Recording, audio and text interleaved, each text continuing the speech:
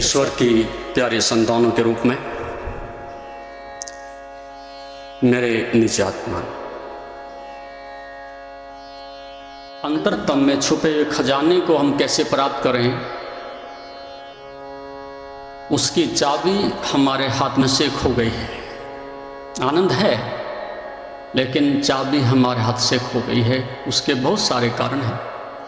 उसके लिए अतीत में लंबा इतिहास उसका साक्षी है कि यहाँ जन्म मनुष्य का तभी सार्थक माना जाता था, माँ पिता और गुरु तभी अपने उस लक्ष्य को, उस मंजिल तक उस संतान को पहुंचा करके हर्षित होते थे, कृतार्थ होते थे कि अब मैं अपने उत्तरदायित्व से मुक्त हुआ। तो पाठशाला में पहला पाठ ही यही होता था, सत्यम वद धर्मम चर। सत्य बोलोगे, धर्म के मार्ग पर चलोगे। और उसको पूरा करने के लिए, चरितार्थ करने के लिए चारों ओर से एक योजना होती थी। एक समाज के अंदर विज्ञान होता था, उसके माध्यम से उस शिखर तक पहुंचाने के लिए एक कदम उसको उस शिखर तक पहुंचाने के लिए सबका योगदान होता था। लेकिन अतीत के 5000 वर्ष पहले वो सब तो बिखर चुका है। न वो शिक्षा है, न वो भौतिकता की दृष्टि से वो भौगोलिक स्थिति है, न वो संस्कार हैं। वो सब कुछ तो बिखर गया है। लेकिन फिर भी सूरज यहां से कितनी भी दूर हो, एक किरण भी हमारे पास तक पहुंचती है तो हम उस प्रकाश तक पहुंच सकते हैं। वो संभावनाएं समाप्त नहीं होती। इस पृथ्वी पर धर्म अभी भी जीवित है, सत्य अभी भी आपकी प्रतीक्षा करता है। हमारी भले ही पीठ फिर गई हो, लेकिन सत्य अभी भी आपकी प्रतीक्षा करता है। तो पहली तो बात योग की दृष्टि से जो महत्वपूर्ण बात है कि आप कितने भी भटक जाओ, कितनी भी दूर निकल जाओ, कितने भी आवरण आपके ऊपर आ जाएं, कितना भी अपराध आपको घेर ले, लेकिन फिर भी आपकी संभावनाएं समाप्त नहीं होती। आपके द्वार बंद नहीं कर दिए जाते। फिर भी एक अंतः प्रेरणा आपके मन में कहीं ना कहीं समाहित रहती है, कहीं ना कहीं आपको उबारने के लिए प्रयासरत रहती है। उस दिशा में योग मनुष्य के लिए इस प्रकार से एक रूपांतरण कर सकता है, मनुष्य के जीवन के तामस को, अंधकार को भगा सकता है कि जैसे हजारों वर्ष से किसी गुफा में अंधेरा और हम एक कंदील, एक मोमबत्ती उसमें ले जाएं तो तत्क्षण अंधकार बाहर भाग जाता है। तो पहली तो बात, आपको निराश होने की आवश्यकता नहीं, आपको अपने संकल्प को लौटाने की आवश्यकता है, अपने साहस को जुटाने की आवश्यकता है, अपने पुराने ढांचे को गिरा देने के लिए साहस करने की आवश्यकता है। और वो आपका मौलिक अधिकार है जिसको आप प्राप्त कर सकते हो। लेकिन पूरे संसार में 2 तरह की विचारधाराएं पैदा हुई हैं पूरे संसार में। उसमें से एक विचारधारा जिससे बहुत बड़ी क्षति हुई है, जिससे सारी राजनीति डगमगा गई है, सारा धर्म का ढांचा भी धराशायी हो गया है, शिक्षा का जगत भी उससे तहस नहस हो गया है, और सामाजिक गृहस्थ आश्रम भी बिखर गया है। क्योंकि साधारण व्यक्ति भूल करे तो ज्यादा से ज्यादा वो भूल एक परिवार तक जाती है। सामाजिक आदमी भूल करता है तो ज्यादा से ज्यादा एक पंचायत को प्रभावित करती है। और एक नेता या साधु कोई भूल करता है, वो भूलें पूरे विश्व तक जाती हैं।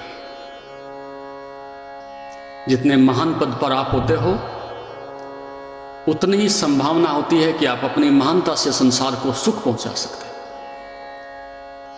और यदि एक पायदान आप नीचे गिरते हो, उतनी अधिक मात्रा में पूरे विश्व को आप चोट भी पहुंचा सकते हैं। संसार में सब कुछ पुण्य नहीं है, उसके साथ दूसरी संभावनाएं भी जुड़ी रहती हैं। तो शक्ति का आ जाना एक उसका आयाम है, और उसकी सुरक्षा करना उससे भी बड़ी जिम्मेदारी से भरा हुआ आयाम है। और उसको लक्ष्य तक शक्ति का पहुंचना, वो मनुष्य की बहुत बड़ी तपस्या का परिणाम है।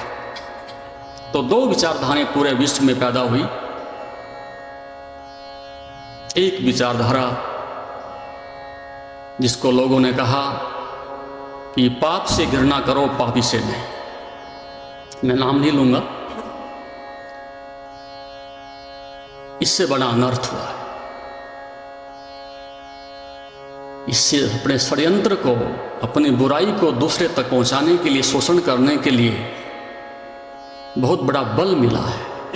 छोटी सी कहानी के माध्यम से बताऊं। सुदूर सुंदर रमणीक स्थान हिमाचल प्रदेश में कहीं अतीत के जंगलों में माँ अकस्मात बीमार हो जाती, अपने बच्चे से कहती है कि कुछ समय के लिए मैं बाहर नहीं आ सकूंगी। सामने बगीचा है, सुंदर फल हैं, सुंदर इसमें फूल लगे हुए हैं। आप ऐसी विषम परिस्थिति में क्या मेरी सेवा करोगे? क्योंकि मेरे जीवन में जितने आप प्रिय हैं उतने ही प्रिय पौधे हैं। मैंने बड़े प्यार से इसको वाटिका को तैयार किया है, ये सूख ना जाएं। जब तक मैं स्वास्थ्य लाभ लेकर के बाहर ना आऊं, आप इसमें पानी डालते रहें। बच्चा निष्ठावान था, श्रद्धा थी, प्रेम था। 14-15 वर्षीय बच्चा था। वो पानी लाए और पत्तों पर छिड़कता है। एक एक पत्ते को कपड़ा लेकर के पहुंचे भी धूल ना जम जाए, कोई कीड़ा ना जम जाए। और 15 दिन तक वो बराबर पानी भी छिड़कता रहा पत्तों पर और सफाई भी करता रहा।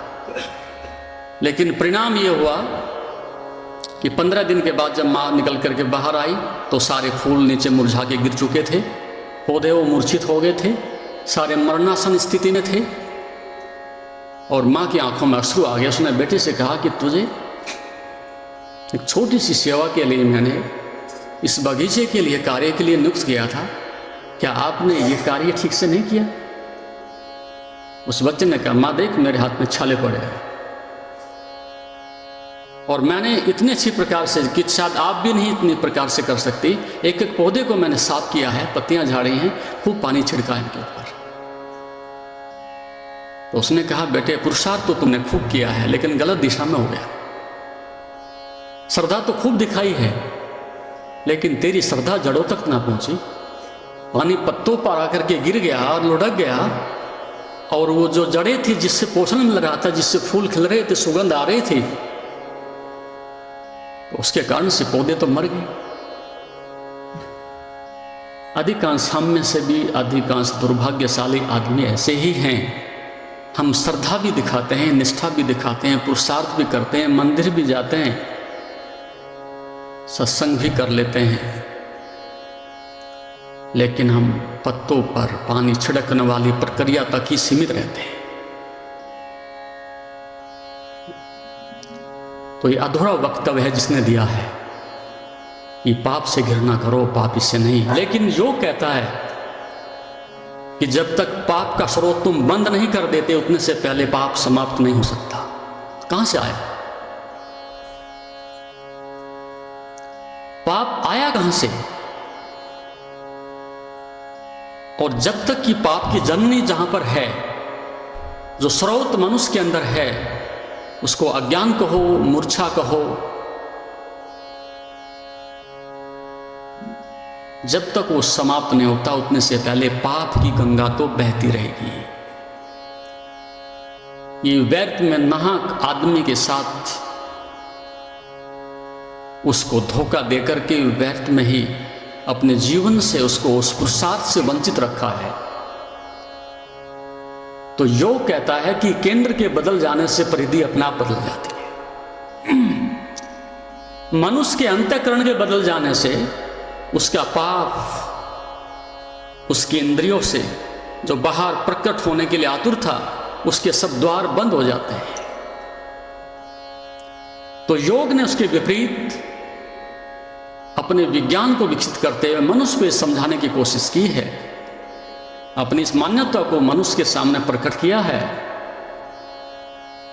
कि इंद्रियों में कोई पाप नहीं, देखने में कोई पाप नहीं, सुनने में कोई पाप नहीं, छूने में कोई पाप नहीं, लेकिन आप किस भाव से छूते हैं, आप किस भाव से देखते हैं, आप किस भाव से बोलते हैं, इससे सब कुछ उसका एक जो रहस्य है, जो फल है, जो कर्म है, वो सब बदल जाता है। एक छोटी सी घटना और मुझे याद आती है। रोम, जो कि ईसाइयों का गढ़ है, वहां के लोगों ने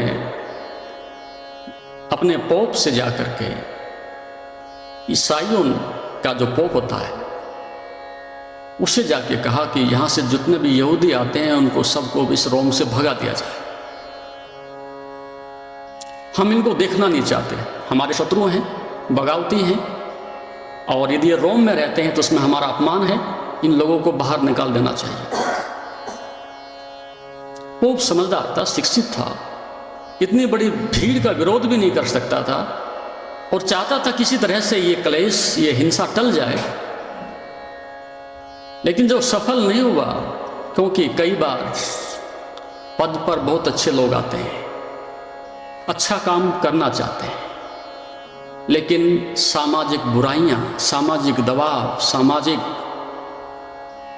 भ्रष्टाचार लंबे समय तक उन लोगों को ईमानदार नहीं रहने देता।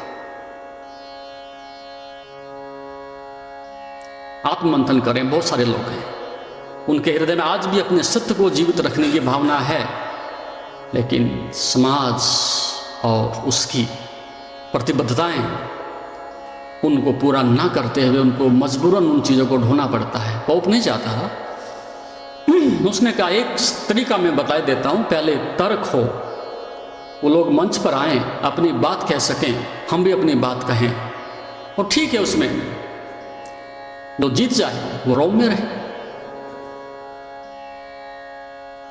तो यहूदियों का जो नेता था उसको आमंत्रित किया कि आप आएं और अपनी बात रखें, यदि रोम में रहना है तो सिद्ध करें।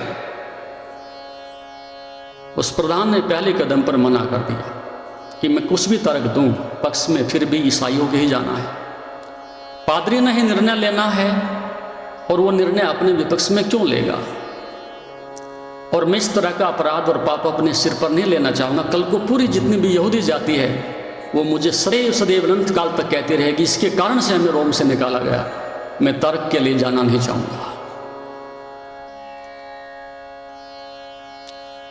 वो चीज़ कई दिन तक उन लोगों के मिशन में दोहराती रही, चलती रही, कोई व्यक्ति साहस ना करे। वहाँ पर एक बूढ़ा आदमी जो झाड़ू लगा करता था, उसने कहा जा तो रहे ही हैं, हार तो रहे ही हैं, लेकिन प्रयास कर लेने में क्या परेशानी है, तुम लोग विद्वान लोग साहस नहीं करते तो हम ही साहस करते, हम चले जाते, लेकिन ऐसे हार करके नहीं जाएंगे, प्रयास करेंगे, सफल हो ना हो। तो जो झाड़ू लगाने वाले बूढ़े व्यक्ति को वो लोग उस शहर के मध्य में जहाँ मंच था, जहाँ तर्क होना था, ले जाकर के बैठाया, तो स्वाभाविक है वो लोग जो विपक्ष के लोग थे खुश हुए। एक ना समझ आदमी को, जो पहले से हारा हुआ आदमी है, उस आदमी को लेकर के आए हैं, इनको भी इतनी समझ नहीं है, तो हारे हुए तो हैं ही। तो तर्क के लिए उसने सबसे पहले जो पोप था उसने मूक भाषा में एक हाथ आकाश की ओर उठाया। वो बूढ़े आदमी ने एक हाथ जमीन की ओर टिका दिया। पोप खुश हुआ, प्रसन्न हुआ कि जानने वाला मौन को भी समझता है, इशारों को भी समझता है, जिसकी आशा इनके विद्वान से नहीं कर सकते। बूढ़ा बहुत बुद्धिमान है। ठीक उत्तर दिया।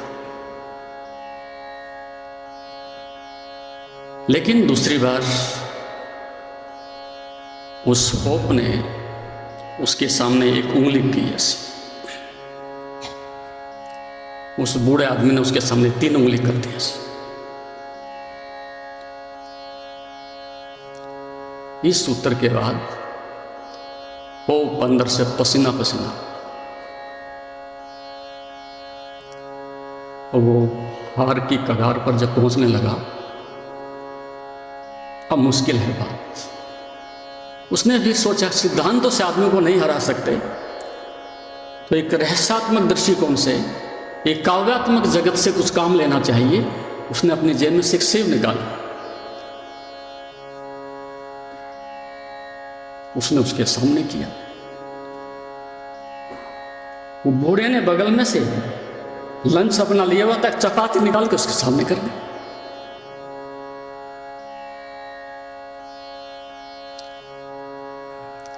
और पोप ने घोषणा की कि बूढ़ा जीत गया। This old man is winner. घोषित। लोग बैठे हक्के बक्के, कोई बात नहीं हुई, कोई तर्क नहीं हुआ, कोई बात सुनाई नहीं पड़ी, और बात निर्णायक स्थिति में पहुंच गई। जब भीड़ चली गई तो पोप से पूछा, भाई हुआ क्या? मैं दुख पता भी नहीं चला, हुआ क्या? उसने क्या, पहली बात जब मैंने आकाश की ओर हाथ किया तो मेरा इशारा था कि परमात्मा ऊपर है, गॉड बैठा। और बूढ़ा बहुत बुद्धिमान था, तत्क्षण कहा कि ये मत भूल, पाताल लोक में नीचे शैतान भी रहता है। ये मत भूल, शैतान भी है। और बात उसकी सही थी, माननी पड़ी। फिर भी मैंने कोशिश की, एक उंगली करके फिर से उसको दोहराने की कोशिश की कि नहीं, 2 नहीं, एक ही है। और बूढ़ा कितना बुद्धिमान है, मेरी तरक को मेरे सिर पर डाल करके कहा, नहीं 3 है, फिर ट्रिनिटी है। वही तो हमारा ईसाइयत का पूरा सिद्धांत है, ट्रिनिटी। बोले तुम गलत कह रहे हो, 2 भी, फिर है तो 3 है, गॉड, होली घोस्ट और उसका पुत्र सन। फिर 3 है, गलत बोलते हो। फिर तो मेरे पास कहने को कुछ था ही नहीं। फिर सोचा चलो इसको एक फंदे में फंसाते हैं लास्ट में। फिर मैंने वो सेब निकाल करके, उन दिनों रिसर्च चल रही थी कि पृथ्वी गोल है कि चपटी है। साइंटिस्ट ये खोज कर ही रहे थे कि शायद यहां तो कहीं ये फंसेगा, और मैंने वो गोल सेब निकाल करके दिखाया कि पृथ्वी गोल है। और बूढ़े ने हद कर दी।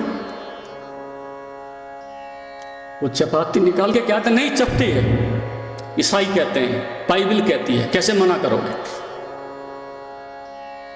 और मुझे हारना पड़ा। अब वो बात जब वो बूढ़े से मिले, उसके अनुयायी मिले, झाड़ू लगाने वाले से, उससे पूछा भैया जीते कैसे? ये जीत तुम्हारी बड़ी रहस्यात्मक है। बोला जीते?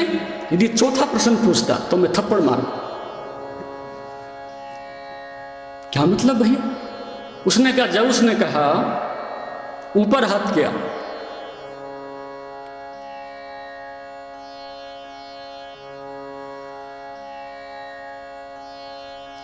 तो उसका इशारा था कि तुम्हें रोम से भगा देंगे। और मैंने कहा पृथ्वी पर रहेंगे, जाएंगे नहीं। अच्छा, दूसरी बात, उसने फिर एक उंगली कर दी।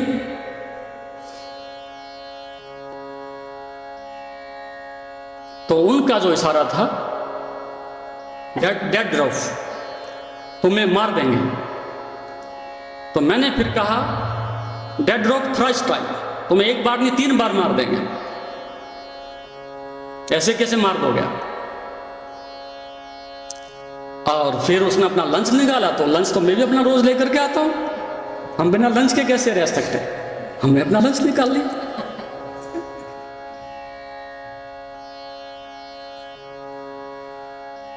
ये बात उस बात के लिए इशारे हैं कि बाहर क्या घटित होता है ये कोई महत्वपूर्ण बात नहीं है। कौन क्या समझता है उसके कोई अर्थ नहीं है, लेकिन जब तक अंदर से तुम उसको एक दिशा नहीं देते, एक अर्थ नहीं देते, उतने से पहले वो चीज बिना पतवार की है। तो पाप का अर्थ है कि मनुष्य के मन में कहीं भी कोई मूर्छा है, द्वंद्व है, अज्ञानता है, तनाव है, वहां से पाप का जन्म होता है और फिर इंद्रियों के माध्यम से बाहर प्रकट होता है। स्रोत अंदर है और बाहर वो प्रकट होता है। तो योग कहता है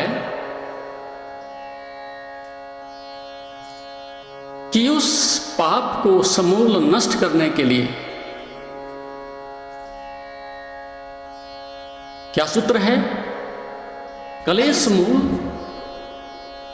उस कलेश का, उस पाप का जो मूल है, कलेश मूल कर्म आश्यो, दृश्य अदृश्य जन्म वेदनीय। कोई भी कर्म तब पाप बनता है जब उसके साथ में कोई वासना जुड़ जाती है। वासना के साथ आप मंदिर भी जाते हो तो पाप कमा करके लाते हो। आप कहां जाते हो महत्वपूर्ण नहीं है, किस भाव से जाते हो अधिक महत्वपूर्ण है। यदि उस कामना के साथ, उस पाप के साथ आप दान देते हो तो निकृष्ट हो गया, आप मंदिर जाते हो तो निकृष्ट हो गया। और हमें बचपन से यही तो सिखाया गया है। धर्म में और समाज में यही एक अंतर है। समाज का पहला कदम हमें यहीं से आरंभ करना सिखाता है। तुम कुछ भी करोगे उसके लिए तुम्हारी इच्छा का, वासना का होना जरूरी है। और धर्म का पहला पाठ ये सिखाता है कि तुम जो कुछ कर सकते हो उसमें से अपने कर्तापन को, मैं कर रहा हूं, उस भाव को वापिस खींच लेना। और कर्म का सौंदर्य इसी में है, जब आप कर्ता नहीं होते तब कर्म अपने शिखर पर होता है, और जब लगता है मैंने किया है, उस अवस्था में धीरे धीरे कर्म सिकुड़ने लगता है। तो योग का अर्थ है कि आप अपने आचरण को बदलने की कोशिश करो, आप अपने केंद्र को बदलने की कोशिश करो, आप अपने अंतस्थ को बदलने की कोशिश करो, और धीरे धीरे सब अपने आप ठीक होने लगता है। तो उसके लिए क्या किया जाता है? शरीर, प्राण, मन और चेतना, चार चीजें मनुष्य के पास हैं। और जब तक चारों वो एक तरह से पारदर्शी नहीं हो जाती, उसमें ट्रांसपेरेंसी नहीं आ जाती, उतने से पहले मनुष्य के पाप का द्वार बंद नहीं किया जा सकता। ये शरीर से रुग्ण है, उठ नहीं सकता, चल नहीं सकता, काम नहीं कर सकता, शरीर में हजार प्रकार की व्याधियां हैं। ऐसा व्यक्ति मंदिर में जाके प्रार्थना थोड़ी कर सकता है। बीमार शरीर प्रार्थना कैसे करेगा? बराबर उसका मन, सिर में दर्द है तो वहां रहेगा, पैर में है तो वहां रहेगा, जहां भी उसको पीड़ा है बार बार उसका मन वहीं जाएगा। तो हमारे समाज ने पहला प्रयास ये किया था कि हम अपने बच्चों को शरीर से स्वस्थ कर सकें, बलिष्ठ कर सकें, और उनके शरीर को अधिक सुंदर बनाने की कोशिश कर सकें। उसके लिए आहार व्यवहार जो कि गीता में आता है, उसको हमने पहले ठीक करने की कोशिश की है। आहार उसका ठीक हो सके, कहाँ बैठता है, कैसी संगति में बैठता है, वो उसका सब ठीक हो सके, तो उसको एक पायदान मिल जाता है, एक पैर टिकाने के लिए जगह मिल जाती है, एक आधार मिल जाता है। फिर वो धीरे धीरे उसके यात्रा आगे बढ़ाता है। और उसके बिना मनुष्य एक कदम भी आगे नहीं बढ़ सकता, क्योंकि किसी दार्शनिक ने कहा है कि जिस व्यक्ति की अपने माता और पिता के प्रति निष्ठा नहीं है, जिस बच्चे की अपने माता पिता के प्रति श्रद्धा नहीं है, ऐसा व्यक्ति धर्म के द्वार में, मंदिर के द्वार में कभी प्रवेश नहीं कर सकता। वो आधार है, लेकिन उस आधार के बिना आज हम सब कुछ कोशिश तो कर रहे हैं, लेकिन हम किधर भी जाएं, किसी भी दिशा में जाएं, हमारी असफलता निश्चित है। तो माँ उस समय उस आहार और व्यवहार से घड़ घड़ के उस बच्चों को ऊंचा उठाने के लिए प्रयास किया जाता था। तो पहला जो पाठ होता था हमारा, वो योग का पाठ होता था। और माँ और बाप का और आचार्य का प्रयास ये होता था, जब तक इसको अंदर में पहले रस ना मिल जाए तो बाहर का रस छूट नहीं सकता। इस बात पर सब कुछ निर्भर करता है। यदि आंख खुलते ही मनुष्य को संसार का रस पकड़ गया,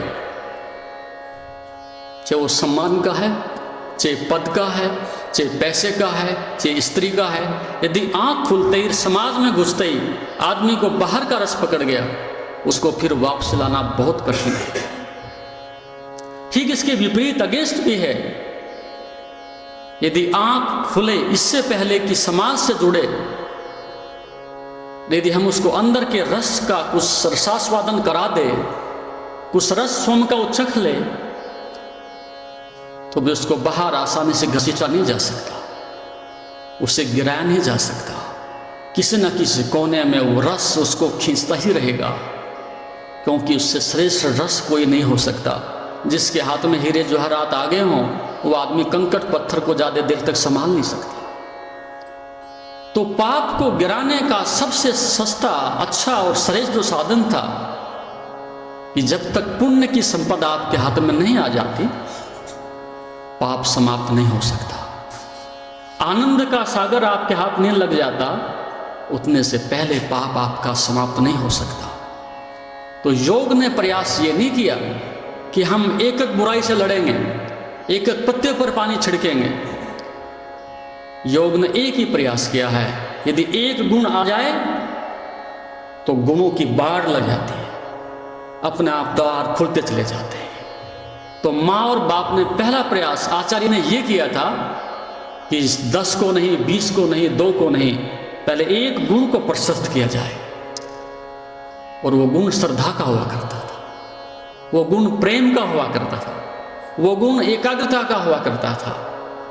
और यदि वो एक बार अंदर डूब गया और उस श्रद्धा से परिचित हो गया, तो फिर संसार की कोई शक्ति नहीं उसको नीचे गिरा सकती। ये बात आप ध्यान में रखें। एक गुण कोई भी पकड़ लीजिएगा, उस पर आप बराबर खदान लेके खोदते रहें, खोदते रहें, खोदते रहें, सारे अपना आप आ जाएंगे। और एक बुराई प्रविष्ट हो जाए तो संसार की सारी बुराइयां अपने आप धीरे धीरे उजमट लगा लेंगी। ये भूल करते हैं लोग, एक साथ लोग को भी खत्म करूंगा, क्रोध को भी करूंगा, काम को भी करूंगा, अहंकार को भी करूंगा। गलत रास्ता अपनाते हैं वो लोग, नहीं कर सकते आप ऐसा। अच्छा तो लगता है मन को कि सबको मार डालेंगे, लेकिन तुम्हारे तो एक को भी मारने की क्षमता नहीं, सबको कहां से मारोगे। अहंकार को तो अच्छा लगता है, लेकिन जब आप आचरण की दृष्टि से काम करने के लिए जाते हैं तो पहले कदम पर आप परास्त हो जाते हैं।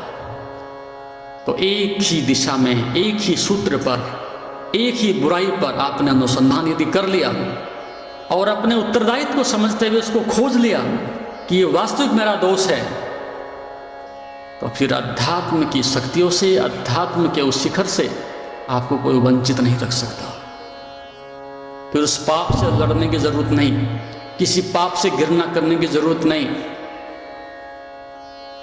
क्योंकि यदि गंगा के स्रोत को जानना हो, गंगा के प्रवाह को बंद करना हो, तो आपको गौमुख तक ही जाना पड़ेगा, जहां से गंगा निकलती है। यदि आप उसके बाद में नीचे उतर के कहीं भी प्रयास करते हो, फिर तो बाढ़ का रूप धारण कर लेती है, बहुत विशाल हो जाती है, आप बंद नहीं कर सकते। जब भी कोई बुराई बंद करनी हो तो उसकी तह में जाना पड़ता है, उसकी जड़ में जाना पड़ता है, उसके केंद्र में जाना पड़ता है, और उसके लिए अपने उत्तरदायित्व को स्वीकार करना पड़ता है। तो फिर बुराई धीरे धीरे सिकुड़ जाती है, समाप्त हो जाती है। तो योग स्वयं के अंदर स्वयं की छिपी हुई दिव्यता को, उस शक्ति को जानने की चाबी है, वो कुंजी है। और जिसके पास एक चाबी अपने जीवन की मिल जाती है उसको खोलने के लिए, फिर संसार के सब द्वार अपने आप खुलते चले जाते हैं। एक के जान लेने से सब जान लिया जाता है, एक के पा लेने से सब पा लिया जाता है। तो इस प्रकार से आप उस अनंत को, उस आनंद को, उस शक्ति को प्राप्त करने के लिए, उस योग की पराकाष्ठा पर पहुंचने के लिए सबसे पहला जो द्वार है, मनुष्य को अपने अंदर झांकते हुए, देखते हुए उस एक गुण को विकसित करने के लिए प्रयास करना चाहिए। अन्यथा आप 10 दिशाओं में कितने भी दौड़ें, कितने प्रयास करें, कितनी भी शक्ति लगाएं, लेकिन आपकी असफलता निश्चित रूप से आपको नीचे की ओर ले जाएगी। तो पहली बात तो योग की ये एक छोटी सी कहानी उसके माध्यम से बताने की कोशिश करूं, क्यों नहीं आदमी ऊपर उठ पाता है, क्यों नहीं व्यक्ति अपने जीवन में रूपांतरण कर पाता है इतना प्रयास करने के बाद भी। एक ईसप की छोटी सी कहानी है। वो कहते हैं सुबह सुबह शेर, एक लोमड़ी और गधा वो शिकार करने के लिए निकले। सायंकाल तक शिकार करते रहे, बहुत बड़ा ढेर लग गया। सायंकाल को शेर लोमड़ी से कहते हैं तुम बुद्धिमान हो पशुओं में, प्राणियों में,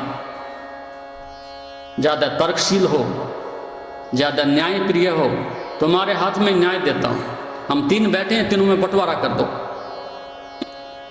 और लोमड़ी ने ठीक जो है तीनों का बंटवारा करके वो गधे का गधे को पहुंचा दिया, शेर को पहुंचा दिया, अपने पास अपना रखा। और शेर ने ऐसी तीखी आंखें की, गुर्राया और लोमड़ी की पकड़ के गर्दन उसी ढेर पर डाल दिया। फिर गधे से कहा भैया अब तुम बंटवारा करो। और गधे ने वो पूरा का पूरा ढेर एक जगह इकट्ठा करके और शेर के सामने खिसका के एक मरा हुआ कौवा बगल में उठा करके रख लिया। बोला महाराज ये सब आपका और ये कौवा मुझे दे दीजिए। उसने कहा इतना बड़ा न्याय मैंने कभी देखा नहीं, तुमने कौन से शास्त्र से सीखा? बोले शास्त्र से सीखने वाले तो भटक जाते हैं, मैंने तो अनुभव से सीखा। बोला कौन सा अनुभव से सीखा? कि ये मरी हुई लोमड़ी से सीखा। जो भूल उसने की है वो भूल मैं थोड़े दोहराऊंगा कि इस ढेर पर मैं तुम्हारा शिकार बनूं। तो ईसप ने मनुष्य के माध्यम से कहने के लिए एक प्रयास किया कि गधे भी अनुभव से सीख जाते हैं और मनुष्य की नासमझी का कोई अंत नहीं है कि इतनी पराजय होने के बाद भी, इतने दुखों के अंबार लग जाने के बाद भी, जहां नींद भी चली गई है, स्वास्थ्य भी चला गया है, ध्यान भी चला गया, धर्म भी चला गया, संस्कृति भी डूब गई, सब कुछ हमारा अतीत के 5000 वर्षों में समाप्त होने के बाद भी, फिर भी आज भी हम इस पृथ्वी पर मनुष्य मात्र जितना अनुभवहीन प्राणी है, रोज रोज वही जो गलती दोहराता है, उतना अनुभवहीन प्राणी कोई नहीं। क्यों ऐसी दुर्घटना घटित हुई मनुष्य के साथ?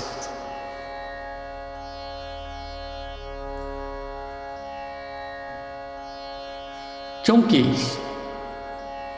भगवान पतंजलि कहते हैं दृष्टानुसर्वी विषय कि 2 प्रकार से आदमी का जन्म होता है, 2 प्रकार से आदमी का सृजन होता है, 2 प्रकार से आदमी की दिशा निर्धारित होती है। 2 चीजें मनुष्य के जीवन की परिभाषा निर्धारित करती हैं कि आप क्या देखते हो और क्या सुनते हो। ये कंप्यूटर है और जब बच्चा पहली आंख खुलता है और पहली बार जब वो श्रवण करता है तो ना अच्छे शब्द होते, ना अच्छा ज्ञान होता, न अच्छा संगीत होता, न अच्छी संगति होती, न अच्छा आहार होता, न अच्छा वातावरण होता। चारों तरफ विश्व ही विश्व उसके चारों तरफ बहता है। देखें तो, सुने तो, खाएं तो, बैठें तो।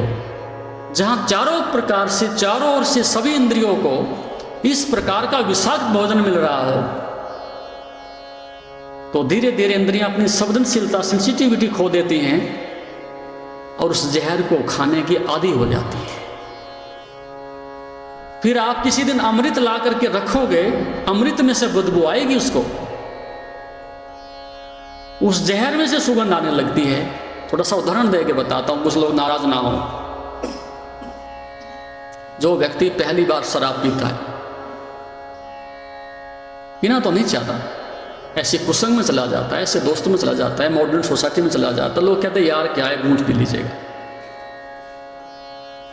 उससे ज्यादा बदबूदार चीज संसार में होती नहीं।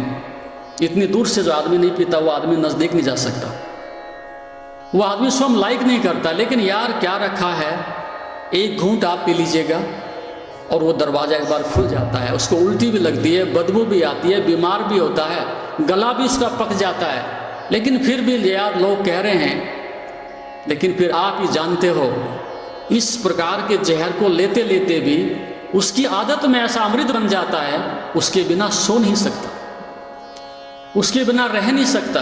रात के 12 बजे भी वो पत्नी को छोड़ सकता है, बीमार बेटे को छोड़ सकता है, जमीन को दांव पर लगा करके बेच सकता है। रात के 12 बजे भी उसके मन में भाव पैदा होगा तो जाकर के शराब खाने से बोतल खरीदेगा।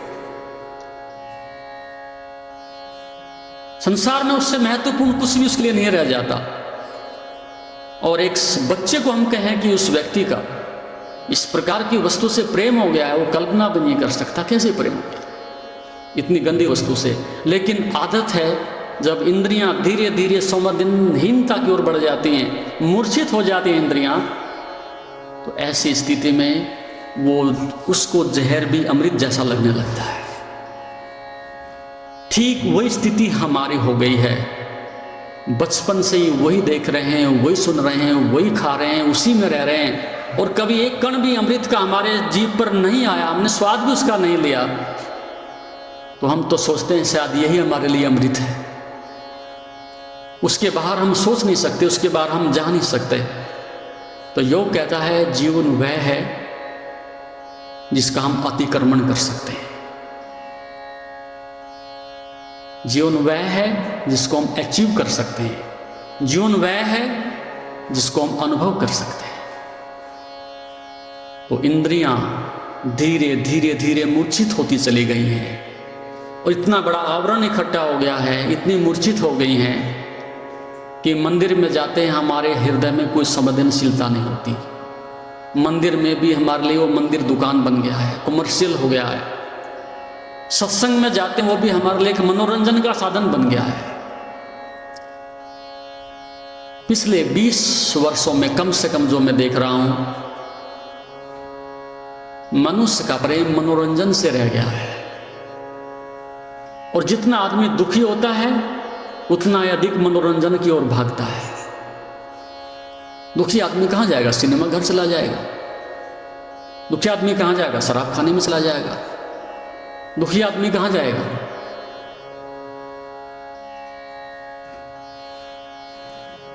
तो ये जो इस प्रकार के हम समाज में व्यवस्था देख रहे हैं, वो सब अपने दुखों को विस्मृत करने के लिए, दुखों को भुलाने के लिए, एक मनोरंजन करने के लिए हमने साधन पकड़ लिए हैं। सुबह से लेकर एक आदमी वही अखबार पढ़े जा रहा है 10 बार, वही टीवी में जाकर के बैठ रहा है, उसी सिनेमा को बार बार देख रहा है। क्या अर्थ है उसका?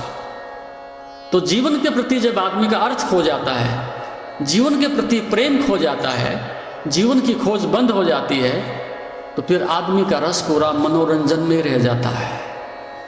तो देश की निगाहें अब सत्य के ऊपर नहीं है, देश की निगाहें सत्संग के ऊपर नहीं है। अब पूरी की पूरी आदमी की निगाहें जो है झूठ के ऊपर हैं, अभिनेताओं के ऊपर हैं, मनोरंजन के ऊपर हैं, बाकी कहीं उसकी निगाहें नहीं जाती। सत्संग में भी आते हैं तो लोग वहां भी एक मनोरंजन की दृष्टि से ही आते हैं। चलो यार थोड़ा सा हवा पानी बदल जाएगा, थोड़ा वातावरण बदल जाएगा, थोड़ा समय कट जाएगा, थोड़ा सा गपशप मारने के लिए 2 दोस्त ही मिल जाएंगे। कितने लोग हैं कि जो वस्तुतः मात्र सत्य के लिए आते हैं, सत्संग के लिए आते हैं। तो हमारे आयाम बदल गए हैं, दृष्टियां बदल गई हैं, सिद्धांत बदल गए हैं, लक्ष्य बदल गए हैं। तो धीरे धीरे मनुष्य का तल एक जानवर के तल के बिल्कुल निकट पहुंच गया है। क्योंकि आप अच्छी प्रकार से जानते हैं, एक आदमी में और जानवर में कुछ मौलिक अंतर नहीं, केवल उसकी चेतना का अंतर है, केवल उसके मन का अंतर है। मनुष्य इसलिए मनुष्य है कि उसकी चेतना विकसित है, उसका मन विकसित है, उसका मन पारदर्शी है। लेकिन हम ऐसी स्थिति में भी पहुंच सकते हैं कि धीरे धीरे उस चेतना को हम जानवर के तल पर पहुंचा दें। तो वो काम तो हम 24 घंटे सतत कर ही रहे हैं। 24 घंटे में एक काम भी ऐसा नहीं होता होगा आपकी ज़िंदगी में कि आपकी चेतना को पारदर्शी करता हो, आपके मन के तल को थोड़ा सा उन्नत करता हो, आपके मन में थोड़ा सा प्रेम का भाव विकसित होता हो। तो अधिकांश इस प्रकार के आदमी ही हैं कि अपनी हानि भले ही हो जाए लेकिन दूसरे का विनाश जरूर करेंगे। ऐसी सोच कभी भारत की नहीं हुआ करती थी, कम से कम इस देश की नहीं हुआ करती थी। अपनी कितनी बड़ी हानि हो लेकिन दूसरे की हानि जरूर करेंगे। तो इसको हम धर्म नहीं कह सकते, इसको हम योग नहीं कह सकते, इसको हम मनुष्य का उत्थान नहीं कह सकते। तो हम आदत से जीते हैं, हम इंद्रियों की गुलामी से जीते हैं, हमें उस उद्दंड और नासमझ मन की मालकियत में जीते हैं। और जैसे चलाता है चल लेते हैं, जहाँ ले जाता है पहुँच जाते हैं। फिर मालिक आप थोड़े हुए, फिर तो पाप ही आपका मालिक है, पुण्य आपका मालिक कैसे बनेगा? तो जो दृष्टिकोण है कि पाप से घृणा करो पापी से नहीं, ये बात बिल्कुल गलत है। पाप का स्रोत कहीं पीछे है, स्रोत कहीं गंगोत्री से आ रहा है, और वहीं सो देख करके, उसको जान करके, अनुभव करके, उसको रूपांतरित करके आप मुक्त हो सकते हैं। तो योग कहता है कि केंद्र को बदल दिया जाए, योग कहता है मन को बदल दिया जाए, और फिर आप जो कुछ करेंगे वो सब पूर्ण हो जाएगा। मंदिर जाओगे तो पूर्ण होगा, सत्संग जाओगे तो पूर्ण होगा, आप अकेले बैठोगे तो भी आपके अंदर से पुण्य ही निकलेगा।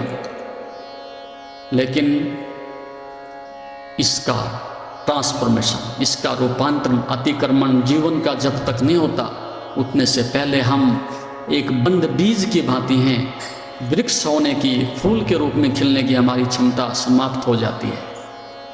तो हम ऐसे दुर्भाग्य में ना रहें, हम इस प्रकार का घाटे का सौदा संसार से करके ना जाएं कि हम बीज के रूप में आए थे और बीज के रूप में समाप्त होकर चले जाएं। बहुत संभावनाएं हैं, अनंत संभावनाएं हैं। वृक्ष बन सकते हो, विशाल बन सकते हो, अनंत बीज पैदा हो सकते हैं, आने वाली संतति उसकी छाया में बैठ सकती है, आपके फल खा सकती है। उस दिशा में आप प्रयास करें। और आप लोगों ने बड़े प्रेम से, शांति से इन चीज़ों को सुनने की कोशिश की। मैं कहूँगा तो धारण करने की कोशिश भी करना, कुछ रूपांतरित करने की भी कोशिश करना। यहाँ से पीठ फिर और पल्ला झाड़ के चले जाएं, उस प्रकार का मनोरंजन का कार्य भी मत करना। धर्म है तुम्हारा स्वभाव है, धर्म है तुम्हारे जीवन की बहुत बड़ी संपदा है, उसके बिना आप सब अधूरे हो और दुखी हो। आपको चक्रवर्ती राज्य भी दे दें और आपका स्वयं का शांति खो जाए, स्वयं की आपकी आत्मा खो जाए, तो आप उसको खाओगे, चाटोगे, बिछाओगे, क्या करोगे उस राज्य का जिसमें तुम्हें कोई शांति नहीं मिलती, कोई ठहराव नहीं मिलता। तो इस थोड़ी सी जिंदगी में, इस थोड़े से समय में जो आपको मिला है, आप उसका उपयोग कर सकें, आप उसको नाव की तरह से अपने जीवन में तरनी की तरह से दूसरे किनारे तक पहुंचने का साधन बना सकें। उस प्रकार के जीवन का उपयोग करो, आपका जीवन सुखी होगा, आनंदमय होगा। यही आज का आपके लिए संदेश है। ओम शांति।